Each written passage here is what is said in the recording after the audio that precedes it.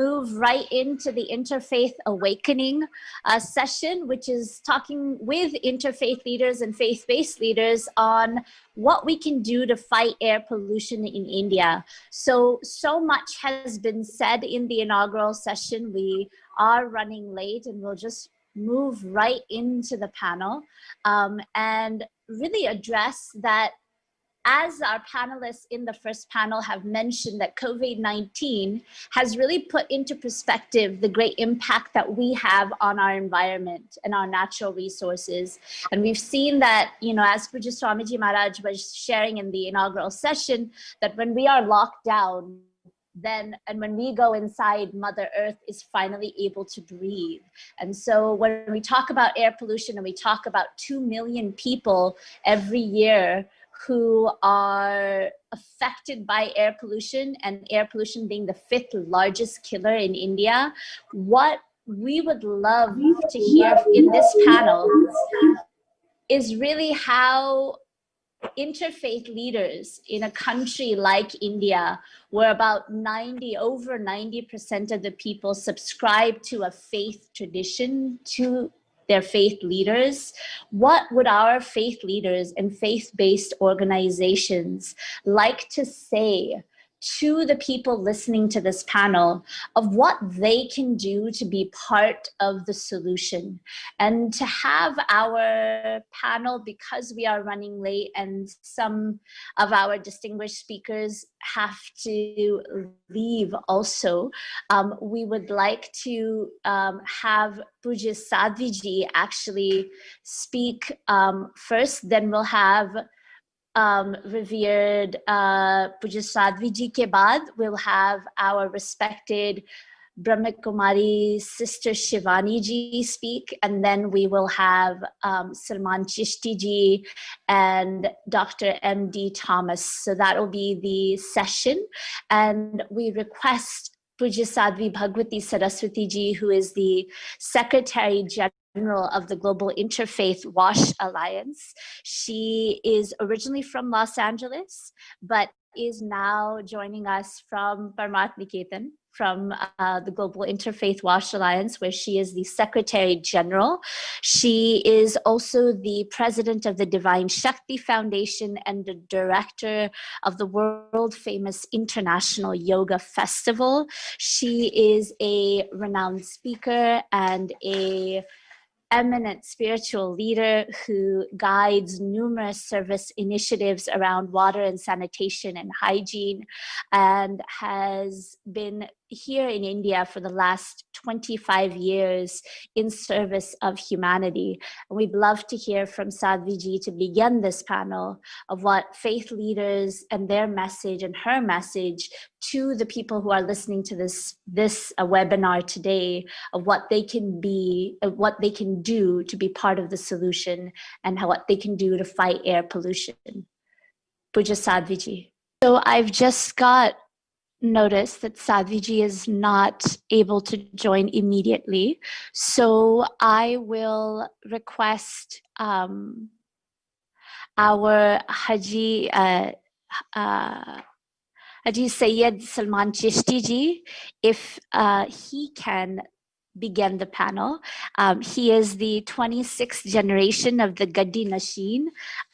He is joining us from Ajmer Dargah Sharif, and he is part of this beautiful lineage of the Chishty family, which has been engaged in serving at the globally famed and acknowledged renowned Center for Peace and Unity for the whole of humanity.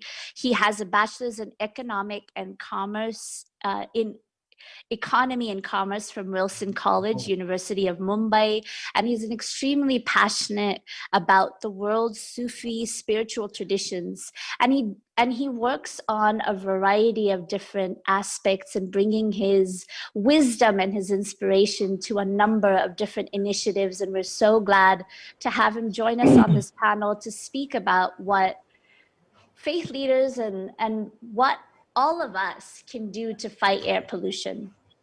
Respected Salman Chishty ji. Adab, greeting of peace, namaste, salam. A lot of du'as and blessings from Ajmer Dargah Sharif.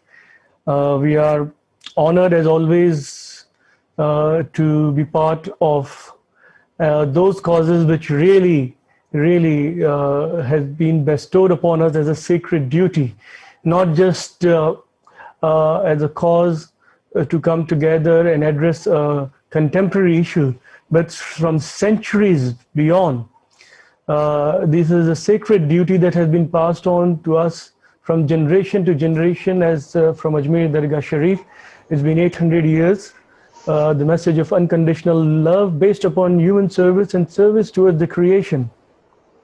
So I extend my greeting of peace to ICHW Council, Jiva, Swamiji, all the dedicated and focused sacred volunteers from Paramath Ashram. Nandini ji, thank you for this generous introduction. Along with my regards and greetings to all the spiritual elders who have joined us here. Sister B.K. Shivani ji, Sadhvi ji, she would surely join us soon once the connection gets restored. And P.K. Thomas ji, and all other elders who have shared their deliberation in the opening session, which is so remarkable to hear, as Swamiji has also made us pledge the remarkable understandings and values to be committing not only by our word but also by our action. When we talk about air pollution and the scriptures, I think it is important to understand that in all the sacred scriptures, all the faith perspective, we know that how it is a sacred stewardship, guardianship that has been bestowed upon us as human beings to be part of the creation as well as take care of the creation and never transgress the rights that has been bestowed upon us. All religions believe in respect for creation and the environment. One of the central principles and the pillars of Islamic spirituality is Tawheed, oneness of being. And this concept of oneness is reflected in God's creation. As human beings in nature form one whole, as that human must preserve. In the Holy Quran, in chapter number 6, verses 165, it's mentioned Allah created the earth and all that is in it, including animal, plants, all its resources and creation. Most of the believers believe that this is the reason for the humans, that Allah has bestowed upon them the best of creation. Human must use this gift in their stewardship or guardianship of the creation. Again in Quran, chapter number 40 and verses 57, it's clearly mentioned that greater indeed than the creation of mankind or human being is the creation of the heavens and the earth and those niyamats, those bestowed sacred gift that is part of the creation.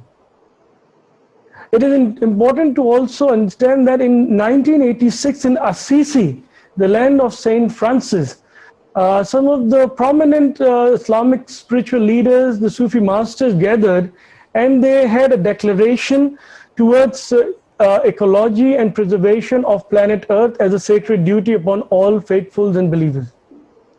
They said Allah has created plants and animals and gave them the ability to reproduce before He made humans.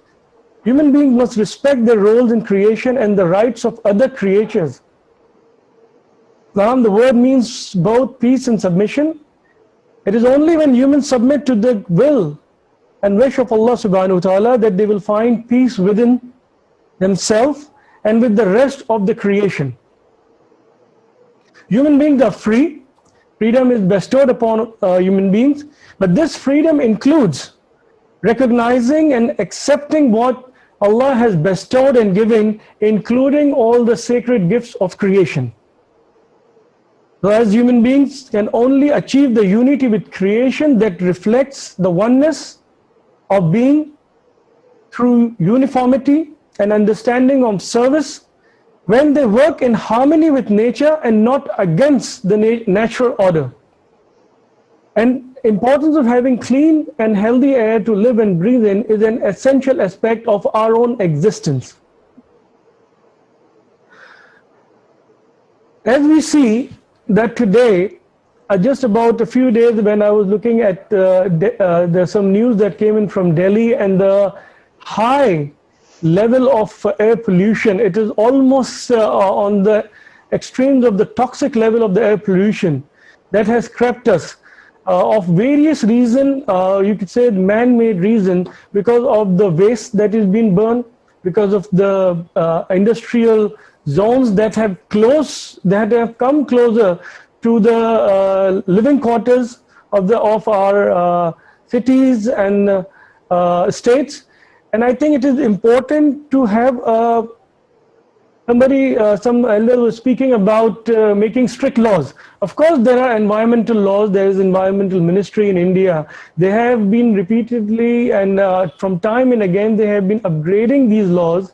But really, if these laws have been implemented and can be seen into perspective of preserving and keeping the air pollution levels under control, that is yet to be seen because of the data that comes out on the contemporary time. So more than the laws, I think it is self-perspective and the spiritual duties that has been bestowed upon us as part of our faith perspective, as part of our belief system, and as part of our human society and our commitment, not only to us in the present and contemporary time, but also in the near future, which is more important than what we are living in the present time. Because that is the sacred gift that shall be passed on, as it has been passed on to us from generation to generation.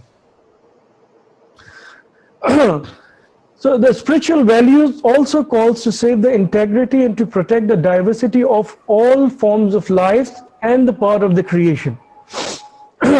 As reflecting on the main environmental problems such as the destruction of natural habitats because of the toxic air, or because of the environmental degradation, because of our natural and green resources which have been brought down because of the industrial evolution, the loss of biodiversity, the climate changes and the erosion of soil.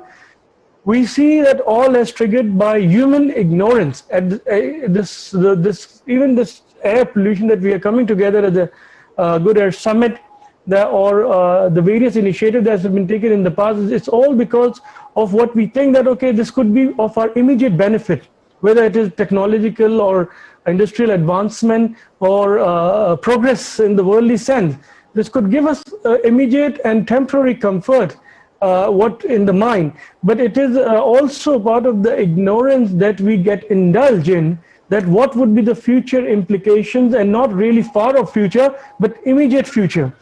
So I think it is important to understand that why and how we can come together, as time is really running out for reflecting upon such issues. As we read the Holy Scriptures, they have always instructed as well as implied about living an eco-friendly, moderate and a balanced life without causing any harm to the nature, air or the earth.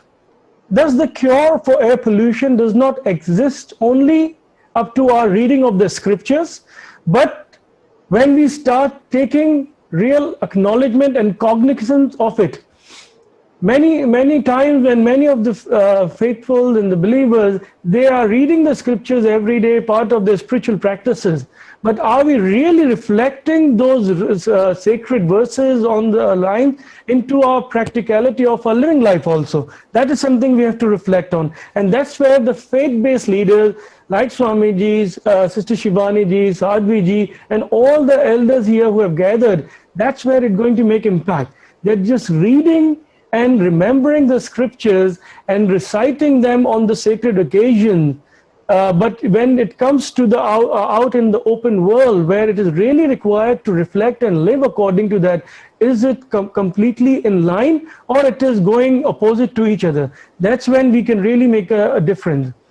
Also, when we look at the plan, the creation plan of the Almighty, which is perfect in its essence, but it is us human beings who have been distorting and who have been excessively transgressing the right that has been bestowed upon us as part of our sacred duty. We have to understand that once we exploit because of our selfish deeds in an irrational way, the impact will be very, very disastrous, as we have been seeing today. Whether we are, communicating through digitally because of the COVID-19 pandemic. It is a pandemic and the world is fighting and winning. Inshallah, that's our prayers. But at the same time, we have to understand how this has impacted, why it has come to this point that we could have never imagined that we would be locking ourselves up. The whole world will be under lock for more than 6 months just because an unseen virus, which is not even visible by eyes. So if we think that our technological advances or industrial revolution have given us edge over the creation, edge over the nature, and edge over the divine presence, I think that is the biggest ignorance that the 21st century can imply on. As Prophet Muhammad, peace be upon him, have completely offered an integrated view of the universe where human soul and the environment, mind and matter are all part of one living, conscious whole. He forbade us from spreading pollution and exhorted us to plant trees and not to pollute water and the environmental gift. Planting a tree in Islamic spirituality is a sadaqah-e-jariyah, which means constant charity. It's not that the day when you plant the tree, you are doing a charity, but the moment that you plant the seeds, the charity starts and it continues every day. The seeds are springing up to plants and then becoming trees. So these are the teachings that we have to reflect, as Hazrat Khaja Moinuddin Chishty, radiallahu anhu, was known as Gharib Nawaz, somebody who took care of the poor and the downtrodden. How he asked us to be close to the Creator by being close to the creation, by developing sun-like generosity, river-like grace, and earth-like hospitality. Imagine if we can really live up to these ideals and we can learn from the nature. I think the situation that we are in and that we are concerned about, such air pollution and other things, we can really overcome. And that's a really honest intention, noble intention, and prayers from Ajmer Sharif, that really each word and each noble thought that has been shared through this platform would become a reality, and we would come again soon, inshallah, hand in hand, shoulder to shoulder, with all the millions and millions of listeners and viewers and believers, to really clear out the mist in the air and really live and breathe. And this is the gift that we will give to our children in the near future. Thank you so much, Nandini ji and all the elders, and would like to hear from elders while we continue this conversation. And that conversation would surely result in an action where we all have a sacred gift to give to our children, our future, and our planet Earth, inshallah. Peace be upon all of you. Salam and greetings from Ajmer Dargah Sharif. Thank you. Thank you so much, Chishty ji. Thank you so, so much for beautiful, beautiful words. And it actually flows very nicely into the next speaker and panelist. We are very, very grateful to be joined today by the most respected and beloved Brahma Kumari, Sister Shivani ji. She also has to leave soon. And because we are running late, we will do a more proper introduction, but she needs no introduction. And so it is really beautiful, as Chishty ji has said, that how do we take these values and these teachings from our scriptures and apply it into our lives? And we request most respected Brahma Kumari Sister Shivani ji to reflect and to give us insight and inspiration on how to apply these teachings and practices into our life. Respected Sister Shivani ji. Om Shanti, and thank you so much, Sister. We've heard profound words sharing with us the laws of taking care of the environment. And it's not that we heard anything new. I think most of us know most of it. But it's all about implementing what we know. So intelligence is about using what I know at the right time and in the right way. If I know something and I don't use it at the right time in the right way, then my intelligence is a question mark. And so it's very important to become spiritually intelligent. Because if we are spiritually intelligent, then we are emotionally intelligent, then we will become environmentally intelligent. And that's why religion, spiritual practices, meditation, prayer, chanting, the one thing they give us all is the power to start taking care of our mind.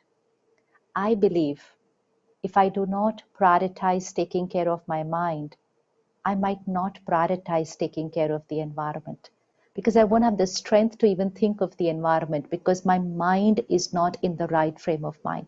I have to be here. And that's why spirituality and religion is a very, very, very powerful method which makes us emotionally strong, spiritually intelligent, integrates into us the value of compassion, the value of care, the value of personal responsibility, and to remember the spiritual law, along with the environmental law, the spiritual law, which is the law of karma.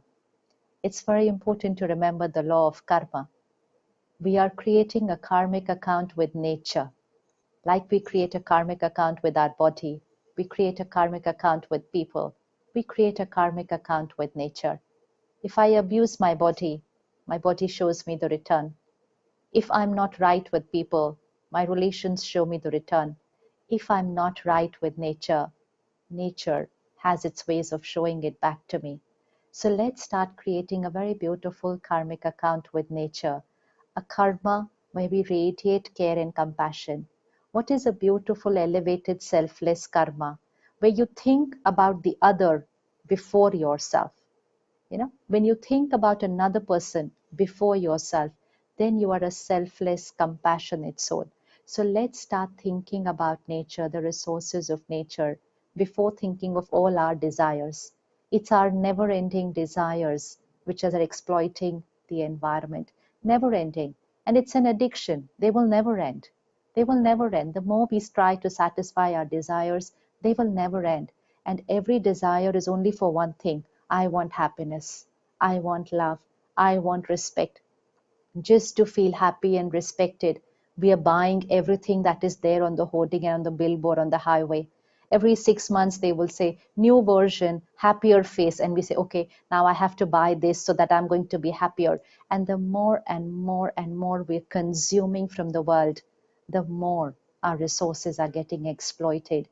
And in spite of having done that for 30 years, we're only saying depression is increasing, diabetes is increasing. So the direction was not even right. It was not even working out in the right direction. If we had consumed so much, we should have been happier and healthier, because that's what religion and spirituality taught us. My happiness is not in that phone, is not in that car, is not in that shopping bag, is not in that dress. It's in the way I think. And we buy objects. We buy objects to use them for our physical comfort, not to be emotionally happy and respected and loved. They were not meant to do that because they're not designed for that. They are designed for communication, for transportation, for accommodation, not for love, respect, and status and position. So that one equation went wrong, and that's where we need to change. We are beginning the week of Diwali, and Diwali means lighting the diya. Diya means to give. Diya, dena. So lighting one diya becomes the process to light the next diya. So let's become a giver.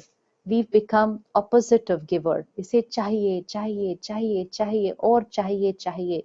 Remember what our elders taught us? Agar diya bujh gaya, to जीवन अशुभ हो जाएगा. Which means if the lamp blows off, life becomes inauspicious. Which lamp? The power to give. If the power to give extinguishes, life will become inauspicious. Light the diya, which means become a giver, and which means stop this chahiye, chahiye, chahiye, chahiye. Life will become auspicious. Planet will become beautiful. We will be able to change the world. And to take care of our environment, let's start taking care of our emotions. If I don't take care of my stress, anxiety, my greed, my competition, my jealousy, I will not be able to take care of the environment. It's going the other way around. We can't take care of the outer world till we start taking care of our inner world. Because unless I'm contented, my desires are never ending. They're never ending. And then I go on exploiting the resources that nature has given me. So daily spiritual principles, not peaceful only in the morning while praying, chanting, and meditating, peaceful throughout the day. And always remember, my every thought, my every word is vibrating into the environment. We can see air pollution, but we cannot see emotional pollution of the air. Last 6 months, we've radiated fear and anxiety into the air. It's vibrating with fear and anxiety. So my every thought, my every word is a vibration that goes into the air. And for good air, I need to create pure thoughts and respectful, dignified words. The prayer, the mantra, the chanting should become our daily vocabulary. And then we will energize our air, water, and resources, and we will create the world that we're all looking for. That beautiful new world will come from the new way of thinking. So let's light the diya and let's stop doing this and becoming a giver, because that's what we are worshipping. We want to invoke Lakshmi. She's like this, not like this. So invoking her means becoming like her. Thank you so much. Om Shanti. Thank you so much, Sister Shivani ji. We actually, from the banks of Ma Ganga here from Parmat Niketan, and on behalf of all of the spiritual leaders and the Integrated Health and Wellbeing Council, as well as the Global Interfaith Wash Alliance and the many organizations that have joined for this panel, would request Pujya Sadhvi ji to give you, on behalf of all of us, a very sacred green sapling. And to remind you that you are much ado to a visit on the banks of Ma Ganga when it is safe to travel. So if we can ask Sadhvi ji to please give respected Sister Shivani ji a beautiful green sapling. Thank you. Thank you so much, sister. Thank you. To offer this to you, and just as I do very quickly, one of my favorite metaphors of the greenery and the trees. You know, of course, the role they play in the environment. But what I love about them, and especially in this moment, is the tallest trees in the world, the oldest trees in the world, are the redwoods in California, where I'm from originally. And as being the tallest trees in the world and the oldest trees, their roots are not actually very deep in the ground, which we would have thought, but their roots are interconnected with each other. And that's what keeps these redwood forests able to withstand the earthquakes of California, the floods, the fires, the everything for hundreds of years, is not just how individually deep each of their roots are, but actually the way that the roots of any tree are connected to each other. So the offering of this is an acknowledgement and a celebration of the way that our roots are interconnected, and the knowing that in that interconnection of love, we each and all of those we are connected to grow tall and strong and healthy. And so much love to you. And yes, as Ganga Nandini said, we are waiting for you to come back home to Parmat. Thank you so much. Thank you for everything.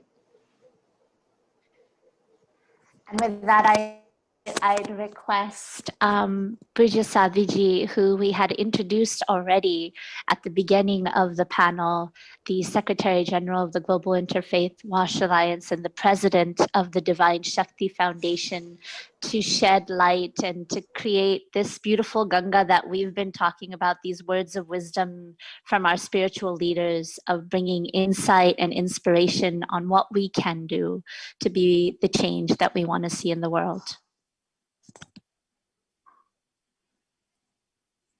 It's such an honor and such a joy to be here together with you all, with my sister Shivani and all of my brothers in the divine from different religions, different walks of life together in this moment of recognizing who we are on the inside, how we think, how we feel, how we understand ourselves, how that impacts, influences, informs, creates the ripple impact that we bring to the world. As Shivani spoke about so beautifully, that internal sense of lack is actually, we speak so much about this is the greatest contributor to environmental destruction, or this is the greatest contributor to climate change, or this is the greatest contributor to pollution. But ultimately, more so than anything that we drive or produce in a factory or eat, more so than any of that, the single greatest contributor is the way we think. That sense within ourselves that somehow more is better, that as I feel empty inside, lonely inside, less than, as though somehow I am not enough on an emotional level, a psychological level. This is something that most people all over the world suffer from. It's this internal sense of not enoughness, which is what leads us to want to earn more money, buy more things, achieve more name, more fame, more of a higher position on all of the ladders, whether it's a career ladder, a corporate ladder, a social ladder, whatever it may be. It stems from a sense of who I am isn't enough. Therefore, if I made more money, if I were richer, if I had more things, if I had a bigger house and more cars, if I had a bigger following on social media, if my events had more people in the audience, then I would actually be enough. And that sense of not enoughness is actually what leads us to consume the world, whether in terms of individual addiction to alcohol, to drugs, to food, to shopping, whether it's in the way that we run our companies that are exploiting both people as well as Mother Nature. All of it is in this service of feeling like I'm enough. Just a little bit more money, just a little bit more power, just a bigger company, just a bigger footprint, then I'll be enough. And so spirituality is that which connects to the fullness of who we are, to the awareness that who we are is divine, that who we are is infinite by nature of the fact that we are one with the capital I, infinite reality. By nature of the fact that we are created not just by the Creator, but of the Creator. We are already, regardless of what we earn or buy or achieve or acquire, regardless of any of that, we are not just enough. We are abundant. Our cup runneth over with who we are as divinity. And that's what spirituality is able to give us. And of course, the different religions are going to use different names or different metaphors or different vocabulary or different ways of thinking about it. But regardless of how we connect with that infinite perfection, we are one with it. And when we're one with it, it means there's no need for us to consume the world. And this is where, a lot of people ask us so frequently about this, these two sides of the seva that we do here at Parmarth Niketan, here with our Global Interfaith Wash Alliance, is, well, wait, are you teaching people to meditate and do yoga, or are you teaching people to, plant trees and pick up trash and clean the environment and build toilets? And actually they go together, because people who are spiritually grounded are the best stewards of this planet. Not just because they're actually going out and serving Mother Nature, but because they understand that oneness with the trees, with the rivers, with the air, with all of our sisters and brothers with whom we share this planet, today and in the future, who are the direct beneficiaries of the pollution that we spew into the atmosphere, the direct beneficiaries of the toxicity that gets dumped into our water or our soil. And when we realize that we are one with that air, with that water, with that soil, with all of that, then immediately, instinctively, we will move with love, with compassion, with grace. And COVID, moving into the specifics of just air pollution, COVID has brought home so many deep spiritual teachings, and there isn't time to go into them here, but it's brought home the precious of a breath of fresh air, with constant fears of, oh my God, am I breathless? Oh my God, am I gonna lose my breath? What's happening to my breath? On oxygen, on ventilators. It's really brought home how a gift of breath is the greatest gift. And it's also brought home the fact that you can't buy it. It's interesting, I think it was the Dalai Lama. Don't promise it was him, but I think it was him, who said something like, one of the greatest ironies of humanity these days is that we spend all of our health, we waste all of our health to make money. And then we try to use our money to buy back our health. But you can't. And COVID has made it abundantly clear there's no amount of money you can spend to be able to breathe when an illness has taken you. And so we come together today to really look at, okay, so what can we do? Yes, the spiritual grounding. Yes, the anchoring. Yes, the awareness.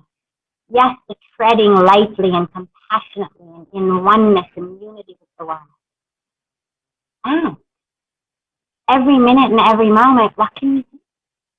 Well, the first and most important thing to me, I think, and spiritual leaders are the ones who really create vision. We are the ones who say, this is the vision. This is how we see things.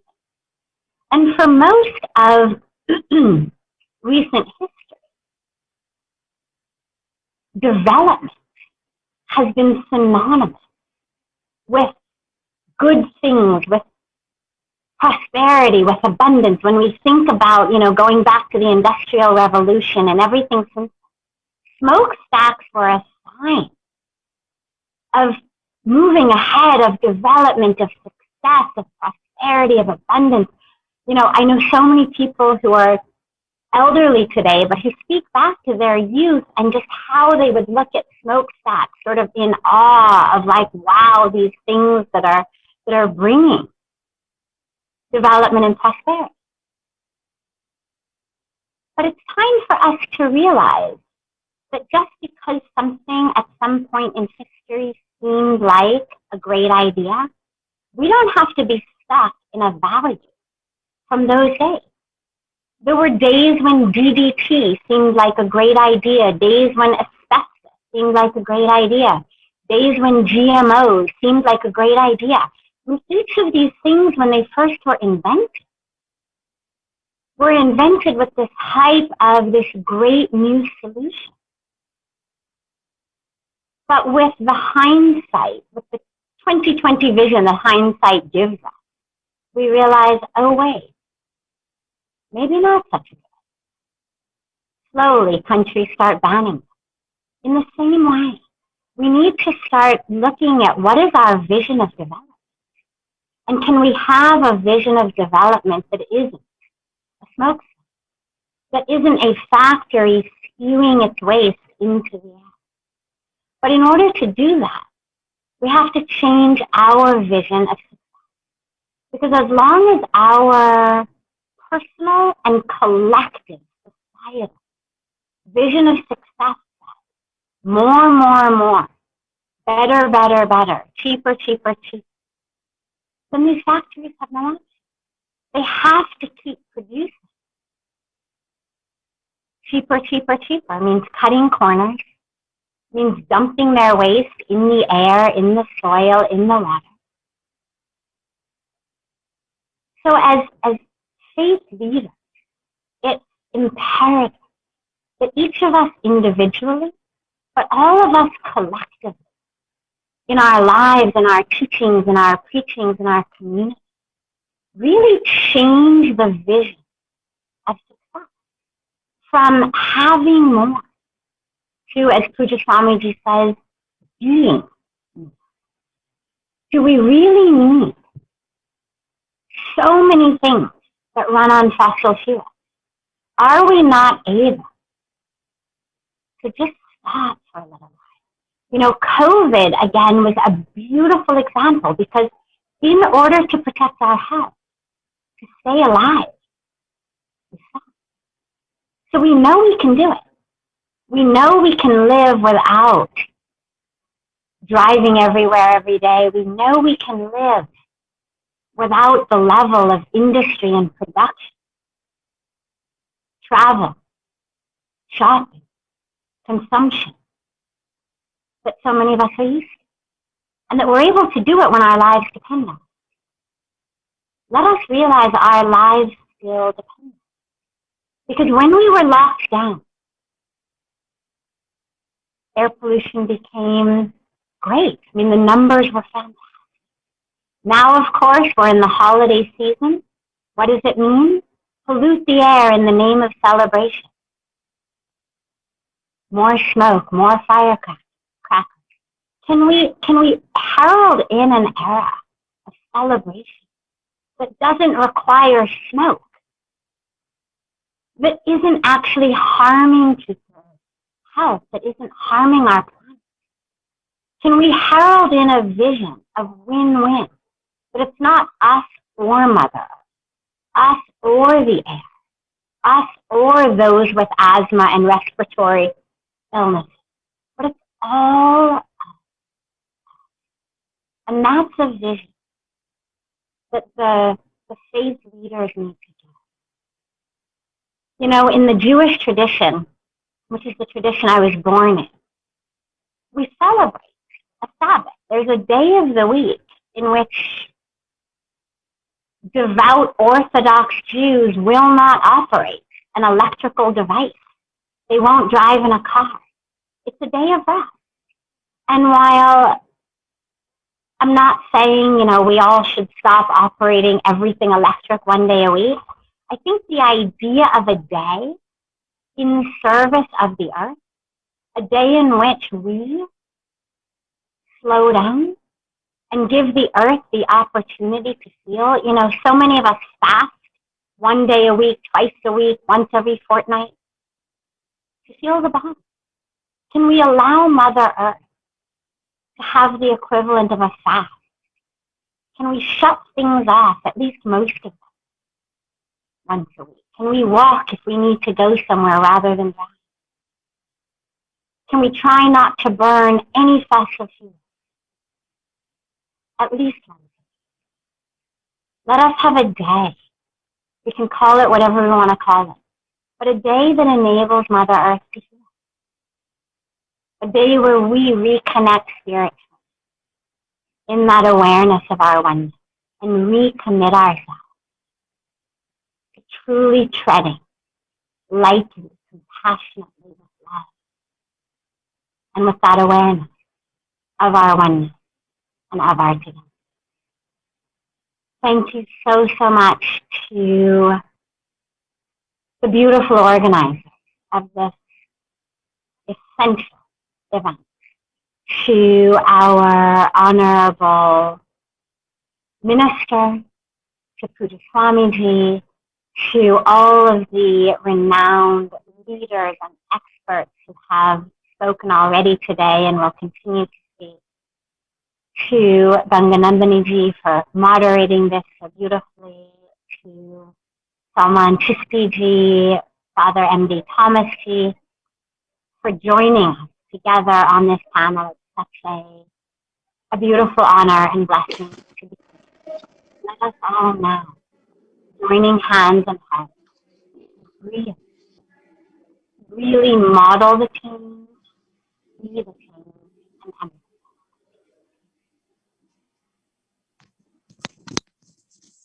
Thank you so, so much, Pujya Sadhvi, for, I was just thinking that so many of us are probably around lunchtime, but, there's one feeding the body, and this has been a panel that I feel very blessed that we've been feeding the soul and the spirit and really going deep into the insight and reflection that will not just treat the symptoms of air pollution, but also get to the source and cure the real issues that are there in terms of our own mental strength, our mental health, our emotional stability.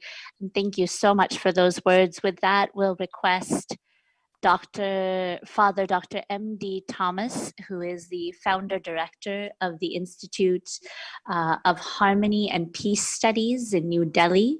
He is also the founder director of the Institute of Religion and Culture at Ujjain and national director of the Commission for Religious Harmony at National Association of Catholic Christian Community, New Delhi. He is the editor of the half-yearly multi-faith journal Fellowship, and he's lectured at over 100 universities and colleges and addressed some 250 research conferences, delivering many keynote lectures and addressing interfaith gatherings across India, and with numerous awards and receipts for his work on harmony, culture, social service, and peace.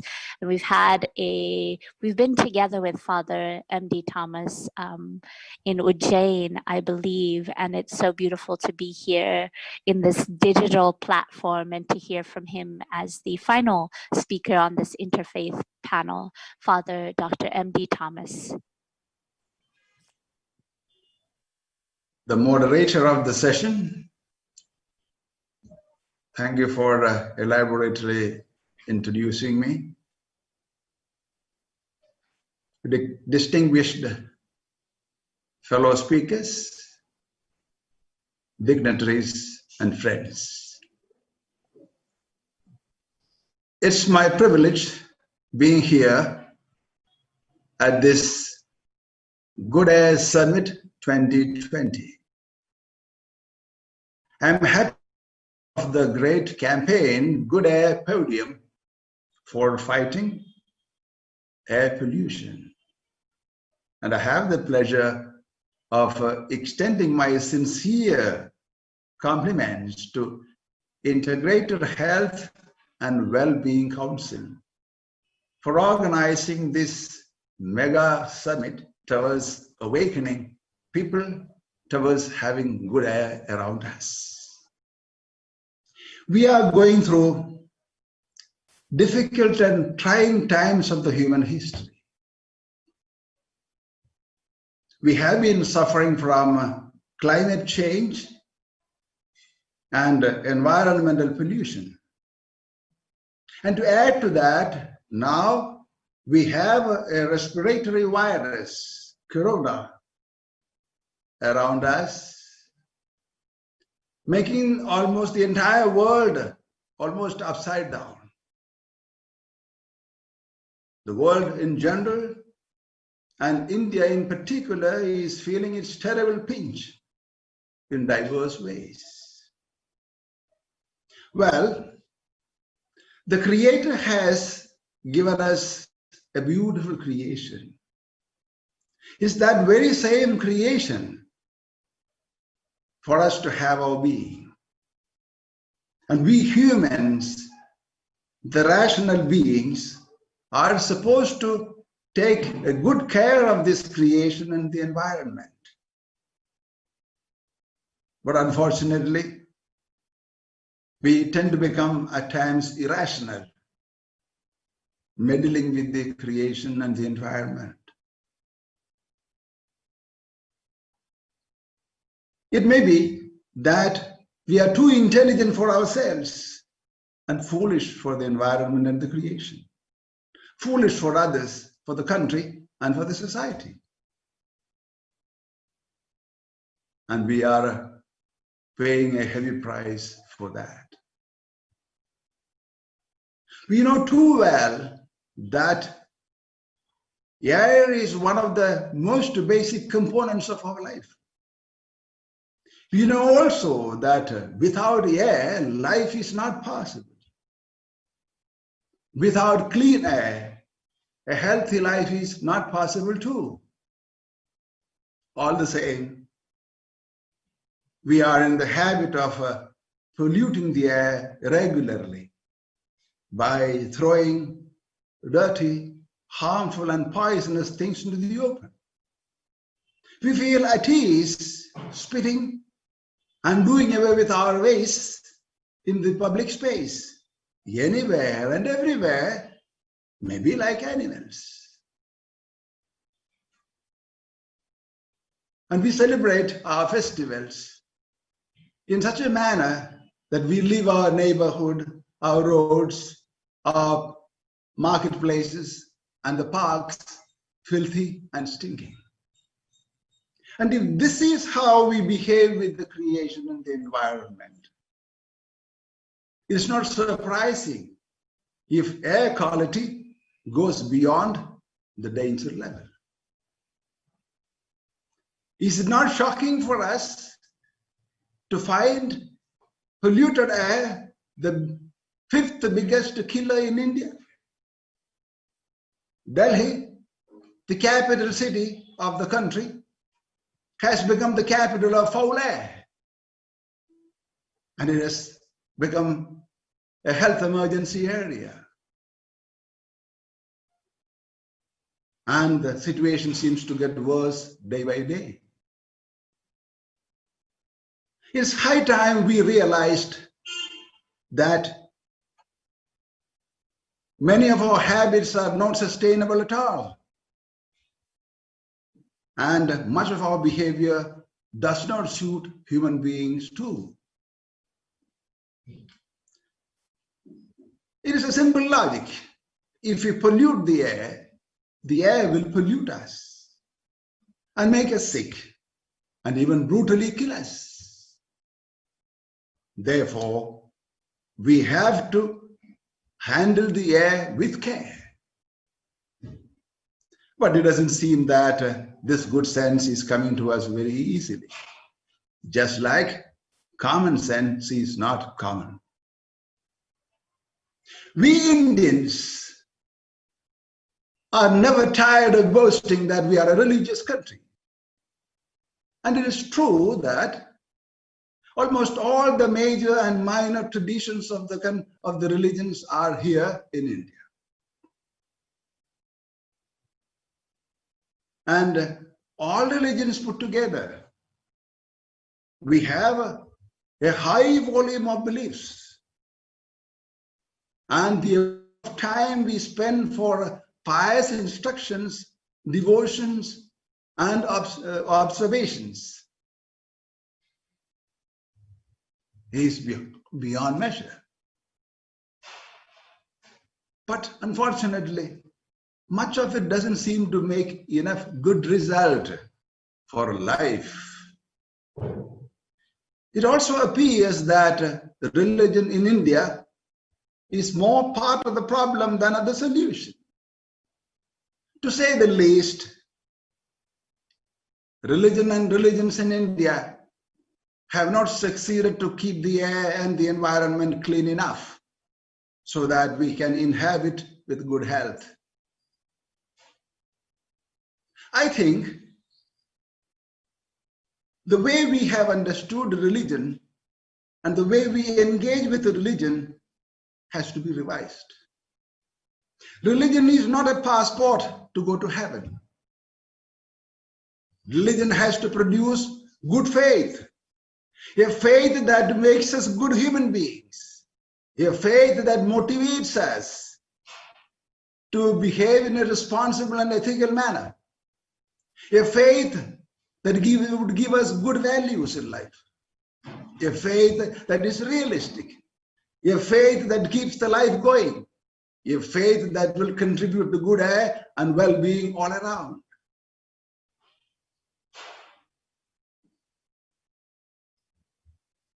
A good, enlightened, and responsible conscience is the need of the hour. Only self-motivated persons can behave in a responsible manner. Positive thinking has to be developed. A sense of duty has to be awakened. And ethical fiber has to be boosted up. Only spiritual awakening can combat the menace of air pollution effectively. For that, we need self-motivated persons who behave in a responsible manner with the nature, with the environment, and with one another. I think it's time to mend the unclean habits that have become part of our lives. It is said, cleanliness is next to godliness. The sacred can be found only in clean premises. And faith has to come to serve it. And faith is not all about heaven and the life beyond. Faith is here and now, which keeps our life going meaningfully, where we are able to behave with one another well, and where we are able to behave with the environment and the air effectively and positively. Faith is here and now in the creation, in the environment, in the creation. Faith is in us, in others, in the country, and in the society, in the creation, and then only in the Creator. Only such a faith will be useful for us. I think faith has to get incarnated in this area. And I think it is time to mend all that is unclean in us today, so that we have a tomorrow that is better for us. And it will be more sustainable, and that will be an accountable faith that will help us in our life. In sum, such a religion, such a faith, such a good conscience, enlightened and responsible, such an ethical fiber, such positive values, such a spiritual awakening will help us, will go with us to keep us humanly, spiritually and ethically fit in order to combat the air pollution, and thus to contribute our might to the making of our air and environment clean and habitable. Air pollution today is a wake-up call for leaders and believers of all religions and people of all ideologies in the country and even beyond. And let us mend our today so that we have a tomorrow that is more auspicious. Before I wind up, I would like to make a strong appeal to the fellow citizens of my country to commit yourselves to promoting good air and health and well-being all around by fighting air pollution. I would like to especially appeal to the leaders and believers of all all religions in India and people of all ideologies, that the faith be converted into a very realistic and practical one that will take care of our surroundings, our environment, and our situation by which we have And I would like to appeal once again to join the great campaign of Good Air Podium and to apply all possible means to fight air pollution so that we have a life, we have air that is clean and healthy to breathe in for the sustainable living of our humans and creatures on earth. Thank you. Thank you so much, Father Dr. M.D. Thomas, for your beautiful and inspiring words. We are running extremely behind schedule, so we won't have time to actually summarize all the beautiful messages from our faith leaders, but this is being live streamed across the Integrated Health and Wellbeing Council's Facebook pages and social media platforms, as well as the Global Interfaith Wash Alliance, so you can tune back in, listen to them again, and reflect on them. And with that, I'll request the CEO of IHWC, the Integrated Health and Wellbeing Council, Mr. Kamal Narayanji, to do the honors and thank all of the revered spiritual leaders on this panel, and also for the vision that you have and your team has to have an integrated interfaith panel as part of this event on good air. And we look forward to working with you in the future. Kamal Narayanji.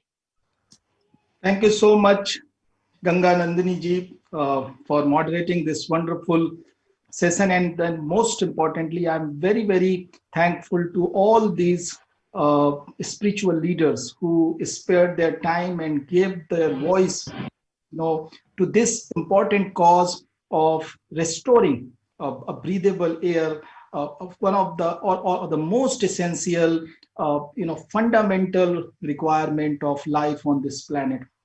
And I believe while our words just, appeals to the mind of the people, your words goes to the heart and soul of the people. And that your word will help us encourage and get better response, better behavioral change, and more responsible, behavior towards environment, towards nature, and towards everything which helps us live with peace, harmony, and well-being. So thank you so much. And from ISW Council, just as a small gesture of thanks, and also to recognize your participation and your wonderful work which you are doing, which essentially also promotes well-being of the people, not only in this country but across the globe. So we would like to present a small token of thanks in form of recognition, global well-being ambassadors, to all our very esteemed, revered panel of spiritual leaders. So may I request our team to, to Pujya Sadhvi Bhagawati Saraswatiji for your wonderful work which you have been doing on Interfaith Wash Alliance, for taking up the cause of clean water, hygiene, and all other things which is very, very essential for the well-being of humanity and the entire planet, and also for now adding or echoing the agenda of good air. So thank you so much for your blessings and your support for this cause. So, also to Haji Syed Salman Chishty, for your wonderful, call to the people to behave, to act in harmony with the nature, and also for promoting well-being, wellness, and health, and all that is important for health. So thank you so much for your support to this cause. Father Dr. M.D. Thomas, for putting your weight, putting your voice for this particular cause. We are really very, very thankful to you for amplifying and creating a bigger bigger push for this clean air agenda. Thank you so much. BK sister Shivani has dropped off from this session because she had some other commitments, and also we are running late. So we will be sharing this to her separately. But thank you so much to her also for providing her wonderful guidance, blessing, and support for this particular cause. So thank you all of you for being here and for taking up this cause. And we look forward to work very closely and continue to have your support, your guidance, and your blessings in our fight against air pollution. Thank you so much.